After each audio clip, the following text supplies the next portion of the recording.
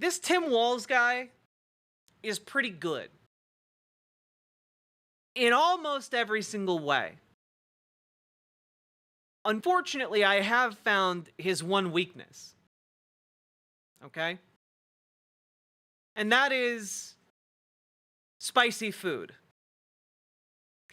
Unfortunately, being extraordinarily Scandinavian in Minnesota, he's inherited my people's predilection for a complete lack of spice. And I have done a lot of work to rehabilitate my people's image. However, Tim Walz is setting us back on the national stage. And here's just a little clip. Like I have white guy tacos and What is like that? black, Like mayonnaise and tuna? What are you doing? pretty much ground beef and cheese. That's and okay. Do you put any flavor in it? No. Oh. Here's the deal. No, they said to be careful and let her know this, that black pepper is the top of the spice level in Minnesota, you know? I'm the first. I'm in Minnesota. I'm here to tell you that is not true, okay? That might be true in his house, not true in mine. Vice president, I believe, who has ever grown chili peppers. I'm trying to expand We'll my figure that. my food knowledge. You know what? We've got some cantaloupes. You'll be fine. Yeah. They are very cute together. And you know what? Like, honestly, I think him just being like, yeah, I like white guy tacos. I can't handle the spice. Is this real? No, it's real. Guys, it's real. Okay?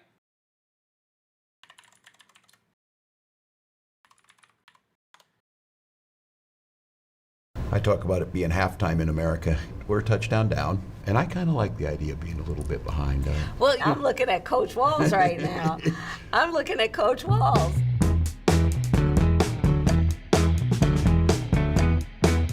Like I have white guy tacos and What is like that? black, Like mayonnaise and tuna? What are you doing? pretty much ground beef and cheese. That's and okay. Do you put any flavor in it? No. Oh. Here's the deal. No, they said to be careful and let her know this, that black pepper is the top of the spice level in Minnesota, you know? I really like watching them interact together because they genuinely feel like they like each other, you know? I'm the first vice president, I believe, who has ever grown chili peppers. Well, trying to expand We'll my figure that. my food knowledge. You know what? We've got some cantaloupes. You'll be fine. Yeah. So, I I called was you, hoping Tim. maybe we wouldn't have to. I called you, Tim. Yes, You didn't answer, Tim. I know. I know. What happened? The most important call of my life. It popped up, and we didn't recognize the caller ID, and it went to voicemail. Hi, this is Jim. I'm not able to answer. There you go. They actually have the footage of her calling his voicemail. This is so good.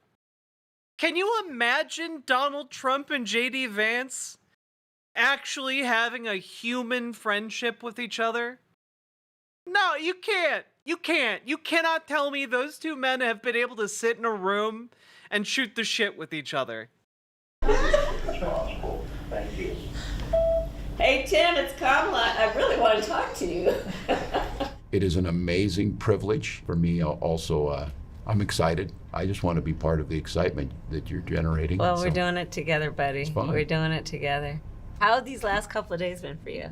I can see where the energy comes. America is a hopeful country. Indeed. People are excited. In every one of those groups of thousands, sometimes over 10,000 people, you've seen exactly who we are as America. Yeah. People from rural areas, urban areas, of every stripe and size and background. This is who we are as America, and we're Yeah. all in it together. Yeah. And in this campaign, the only way we win is to keep the pedal to the metal for these next many, many days that we have.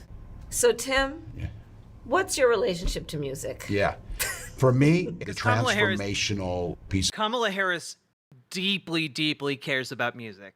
of music was Bruce Springsteen's The River, Okay. which is a journey. You know all the tracks, Yeah. and I'm that guy. My first car, it's the summer 1980, been saving up. I buy a 1973 orange Chevy Camaro, got an 8-track player in it. Oh, wow. Previous owner left Bob Seger's Night Moves in there.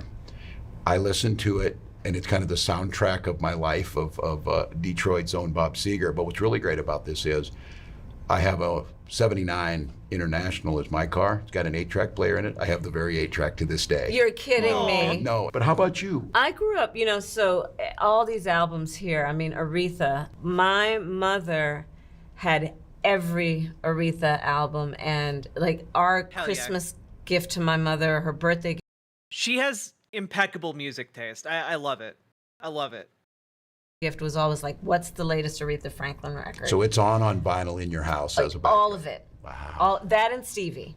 And then Miles, and my dad loved jazz, and so it was Miles, it was Coltrane. One of my personal favorite musicians for when I was younger was Prince. Oh. And of course Yeah. from your my- your estate. Yeah. And he, in fact, I'll tell you, so my husband Doug and I'm more of a hip hop girl. Yep. He's more of Depeche Mode. That checks out. That checks out with the vibe of her husband. That checks out. Yeah. Oh yeah. Oh, about the same but time. yeah, I'm yeah, sure yeah, you no, and no. he Of like the same course. music. Of course. But Prince, in the Venn diagram. Prince actually, his house was actually not far from where I grew up.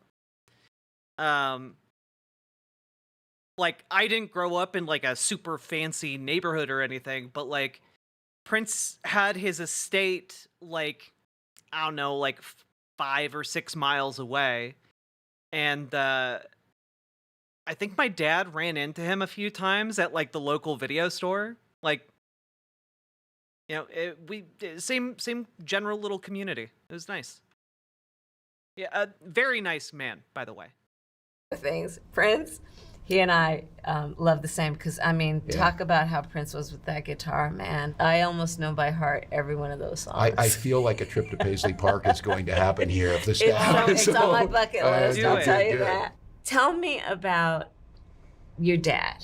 God, if she went to Paisley Park, she could get a lot of people to show up to that. That would actually be a really great appearance for her. And his influence on you. Yeah. He served our country. You have served for our country for so many years. Yeah. I was 19. My little brother, I think, was eight or nine when he passed. He was a chain smoker. Just addicted. They got it, but Korean War era, and that generation of men, pretty stoic. After he died, my mom was a stay-at-home mom. She became our rock, and now she had to go out and get work because the medical bills broke her, and Social Security. And Social Security survivor benefits. We're fine pulling ourselves up by our bootstraps. We had no boots.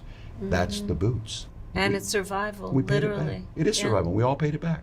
So programs that are just fundamental to keeping people from dropping into poverty, but to live with dignity. You keep talking about that. We got to help people get through a hard time. We can't have a country and policies that let people fall through the cracks. Yeah. I love what you have done with your life. You were coaching a high school football team that was winless. Yes. And you came in, and so they were clearly the underdogs. And it's what happened? Yeah, it's a team, and I had great coaches with me, and we were friends, and we buckled down. And look, I was a fairly big school, but nobody wanted to play because they hadn't won. And this group of coaches said, first and foremost, we gotta build the team. We gotta go out and find people. So we invited them in, and I'll be honest, the first year we did not score a touchdown until the last game of the year. We got shut out in every game. My high score until the final game was that'd my be so defensive cool, Sam tackle and because we Miss. got a safety in one game. 2 years later, those kids won a state championship. That school has won several more since then after we Right. left. You build Hell culture. yeah. You build That's winning. right. People want to be a part of it. And that's the excitement. That's the excitement of what it can be. That's how I feel about our campaign. Yeah. Our campaign is the underdog campaign. Oh, yeah. And with our joy, we also have to understand that we're still up against some forces Yes. that are trying to divide our country. It pains me the kind of division and the stoking of divisions that has taken place, Yes. right? And when we can remind people and create a space for everyone to come where they see each other That's and the say, magic. hey, They're we're all getting- in this together. It almost feels like everybody's coming out of their house after a blizzard and, a Minnesota reference, and you shovel out, and then you start talking to your neighbors. Yeah. How was it the last couple days or whatever it might Yeah. be? They're re-energizing, and they're looking for their neighbors. We keep saying, you That's keep talking right. about the promise of America, and we say, take care of your neighbor. In the face of... Like, I think if you haven't been in a place where there's like a lot of snow and like a reputation for neighborliness, you know, Minnesota can be a little odd because, yeah, some people will go out and like shovel snow or snowblow or whatever and then chat with their neighbors. But more often what happens in Minnesota is less that and more just like people will help each other out without being asked. You know, like they'll see like, oh, my neighbor hasn't like shoveled their driveway, or they're really getting up there in years, a couple doors down, I'm gonna go snow blow their driveway. And what ends up happening is just people kind of silently supporting one another. It's a very much mind your own business, but go out of your way to be kind of thing, you know? Does that make sense? I can confirm what Jack is saying. Yeah.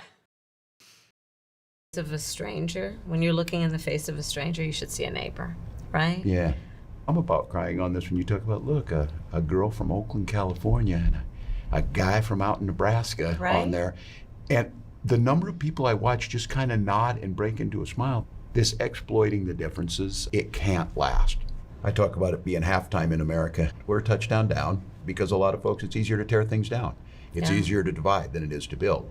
But once you start that momentum, once we come out and where we're at right now, people want to be part of something that's winning. They want to be part of something that's good, and they want to be part of something that everybody can be a part of. And I kind of like the idea of being a little bit behind. Well, I'm looking at Coach Walz right now. I'm looking at Coach Walz. Did you always know you wanted to be an attorney? My parents met when they were active in the civil rights movement. I grew up around a bunch of people that were, marching and shouting for justice. And some of the heroes of that movement were the lawyers, Thurgood Marshall, right? They understood how to translate the passion from the streets to the courtrooms of our country.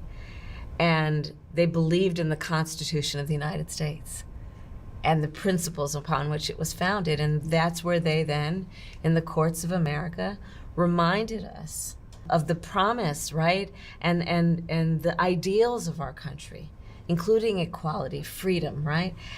That's why I went to law school. But the other reason is when I was in high school, my best friend, I learned, was being molested by her stepfather. Oh, Jesus. And when I realized what was happening, I told her, you have to come live with us. I called my mom. I have to tell you, Tim, it was the first time that I realized how not everyone can take their safety for granted. Yeah. And what we should all feel is a sense of responsibility to protect people from harm. Yeah. So that's why I decided I want to be a prosecutor. Wow. And as a prosecutor, I prosecuted homicide cases. I prosecuted a number of different types of cases, but I specialized in child sexual assault cases. And one of the things I did was create a whole unit dedicated to focusing on children who are being abused and to ensure that they have dignity in the process and justice. There's so much work that we still have to do to make sure that children have a voice. For me, that's kind of with me. Get in as a teacher. Yeah. It's about the kids and wherever you teach. Right. Once I had my own children, it became so clear to me, and I think it made me a really good teacher. Yeah. That child who came through the door was somebody's most special thing in their life. Absolutely. Thinking of a parent dressing their little one up and sending them off to school so proud of them, I wanted to come through that door and just lift them up, that sense of service. And It's it's great to be interesting, in two different Detroit. parts of the country, two different lived experiences, but all coming to that same goal of everybody getting a fair shot. Well, I have to tell you, Tim, even though you and I grew up in different parts of the country, you remind me of the people. I know I'm not saying a lot throughout this, but I've never seen anything like this, guys. I grew up with. Hardworking folks, plain speaking, Yeah. people who know the difference between right and wrong. Yep. And care, love thy neighbor in the most authentic and true way. Yeah. Those are the folks I grew up with, and I know that's who you are. And I'm so glad we're doing this together. I'm proud to be with you. Like, I know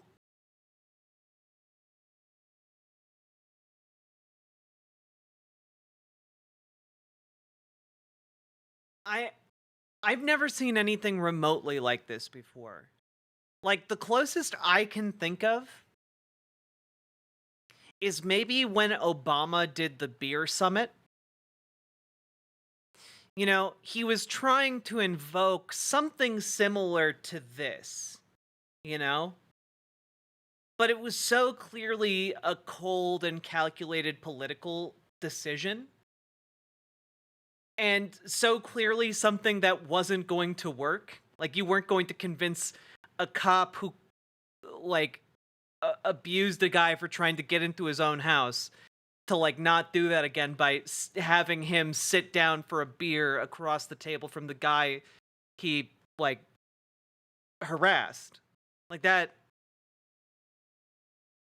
was never going to work.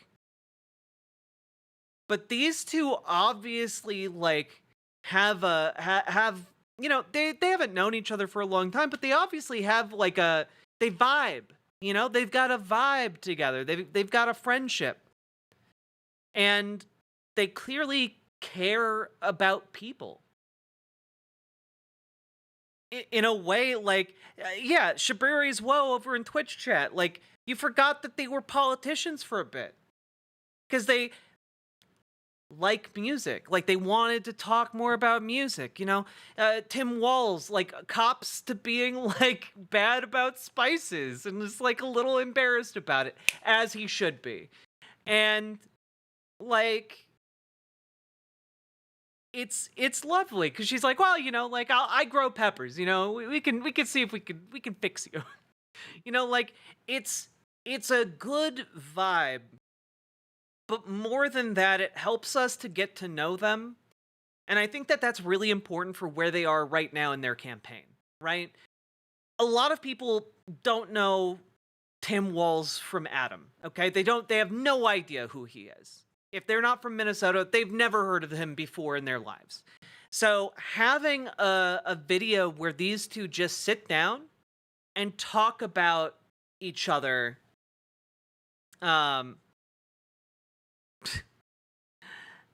talk about each other's lives, that helps a lot to kind of get people up to speed on who these are.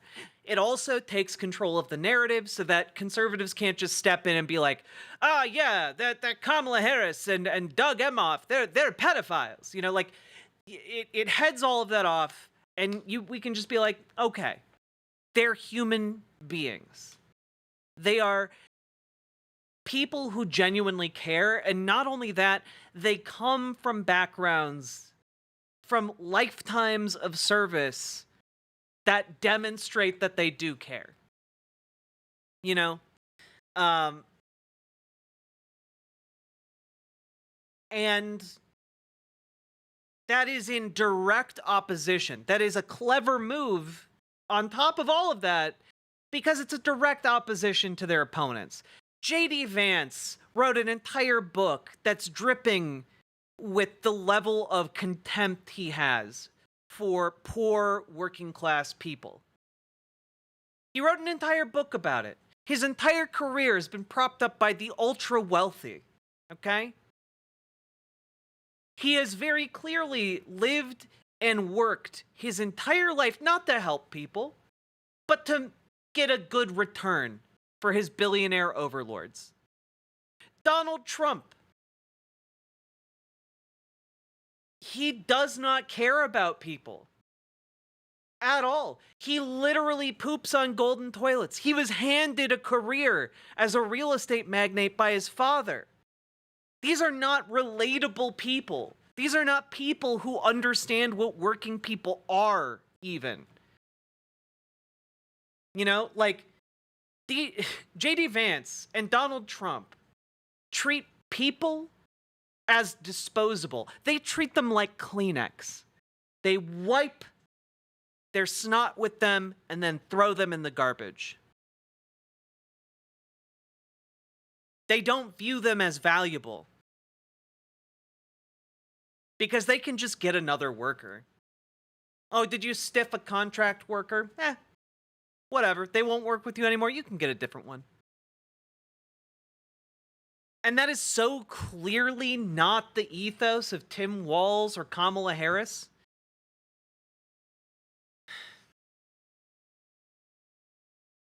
So I think it is a good way of diametrically opposing the Donald Trump and JD Vance ticket. You know? It's a good way to kind of get around that, to combat it. And meanwhile, you have Donald Trump over here. I'm just going to play this short clip. Virtually 100% of the net job creation in the last year has gone to migrants. Virtually 100% of the net job creation in the last year has gone to migrants. You know that? Most of the job creation has gone to migrants. In fact, I've heard that substantially more than beyond the number of 100%. It's a much higher number than that, but the government hasn't caught up with that yet. But virtually higher than 100% of all jobs last year went to migrants. That's what he's doing.